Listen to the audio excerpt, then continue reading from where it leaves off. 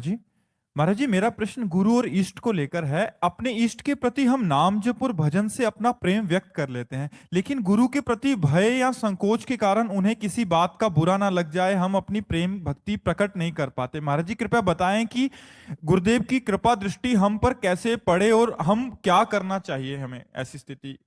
गुरुदेव की आज्ञा का पालन, ये भय बना रहना निर्भय पद का सूचक है। जिसको अपने गुरुदेव से भय बना रहता है वो अभय होए जो तुम्हें डराई। जो गुरुदेव से डरता रहता है माया उससे डरती रहती है। जो गुरुदेव के सामने नमन होकर के खड़ा रहता है, हिम्मत नहीं पड़ती कि मैं बोल सकूं, तो काल की हिम्मत नहीं कि उसका बाल भी बांका कर सके। एक बार हमारी तरफ एक संत थे, उनका बहुरंगी नाम रख दिया था गांव वाले लोगों ने, क्योंकि बहुत रंग के कपड़ों के टुकड़े जोड़कर वो पहनते थे और कबीरपंथी थे। अब क्या अपराध बना ये हमें पता नहीं, पर उनके गुरुजी वयोवृद्ध जो स्वयं चलकर डंडा नहीं उठा सकते थे, उन्हीं से कहा डंडा उठा के लाओ। वो डंडा उठा के ले झुको, वो झुके और ऐसे लाठी मारते, वो बस साहब साहब साहब साहब ऐसे करके पीछे हट जाते, फिर बुलाते आओ, फिर डंडा मारते, फिर वो साहब साहब करके लौट जाते, फिर वो बुलाते। ये जब गुरुदेव से बताया तो गुरुदेव ने कहा धन्य है वो शिष्य जो अपने गुरुदेव का शासन स्वीकार करता है। जो गुरुदेव का शासन स्वीकार करता है माया कभी उस पर शासन नहीं कर सकती। तो गुरुदेव से डरना, गुरुदेव से संकुचित होना, हमारी साधना सुरक्षित बनी रहेगी। अब जैसे अपने गुरुदेव से डर लगता है तो एक बात हर समय बनी रहती, कोई ऐसा आचरण न बन जाए कि हमारे गुरुदेव दुखी हो जाए, हमारे गुरुदेव रोष में हो जाए, गुरुदेव को अच्छा न लगे। हे भगवान, आप हमको ऐसी सामर्थ्य दो कि गुरुदेव के अनुकूल चल सके, कभी गुरुदेव के प्रतिकूल आचरण न बने। ये डर बहुत अच्छा है।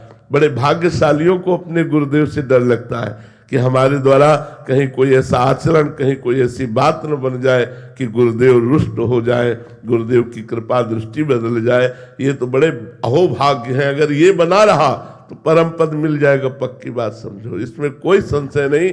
जो गुरु से डर गया माया उससे डर गई। गुरु से डरता रहे कि कहीं कोई अपराध न बन जाए, कहीं कोई। और जो गुरुदेव की अवहेलना कर देते तो चाहे सर के बल खड़े होकर साधना करे, कभी भगवत साक्षात्कार नहीं हो सकता। गुरुदेव की अवज्ञा करने वाले को कभी भगवत साक्षात्कार। कोई ये समझे कि मंत्र मिल गया, उपासना मिल गया, चलो अभी गुरुदेव क्या है, कुछ नहीं, कुछ नहीं चलेगा ही नहीं, मंत्र ही नहीं चलेगा, मंत्र ही सिद्ध नहीं होगा, उपासना ही खंडित हो जाएगी, काम क्रोध का तांडव मच जाएगा। करके देख ले कोई, काम क्रोध का तांडव मच जाएगा और वो नरक को प्राप्त होगा। गुरुदेव की अवज्ञा, अवहेलना, अनादर करने वाला कोई भी हो।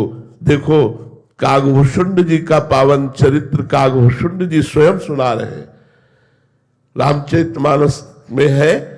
वो कह रहे हैं कि मैंने अपने गुरुदेव की अवहेलना की तो इष्ट देव ने साप दे दिया। इष्ट देव का मंत्र जप रहे थे भगवान शंकर का मंदिर में और गुरुदेव पधारे, खड़े नहीं हुए, गुरुदेव को प्रणाम नहीं किया, तो भगवान शंकर ने साप दे दिया। अरे ऐसे करुणा में गुरुदेव के पधारने पर तुमने उनका अनादर किया, जा पापी अजगर की तरह बैठा रहा, अजगर योनि को प्राप्त हो, शास्त्रवार तू अजगर योनि में जन्म ले। तब नमामि समीशान निर्वाण रूपम विभुम व्यापकम ब्रह्मवेद स्वरूपम, इस स्तुति का गान करके गुरुदेव ने भगवान शंकर को प्रसन्न किया। तब भगवान शंकर ने कहा तेरे गुरुदेव की कृपा के कारण जन्म तो होगा, लेकिन जन्मत मरत दुसा दुख होई, वो तुझे व्यापेगा नहीं और भगवान श्री राम की अबाध भक्ति तुझे प्राप्त होगी। महाराज जी इसका तात्पर्य है कि मंत्र और उपासना मिल भी जाने के बाद गुरु की कृपा तभी सफल होगी, जब गुरुदेव की आज्ञा पर रहे, गुरुदेव की सेवकाई करे, गुरुदेव से मन मिलाकर चले, तभी तो परमार्थ की सिद्धावस्था प्राप्त हो जाती है।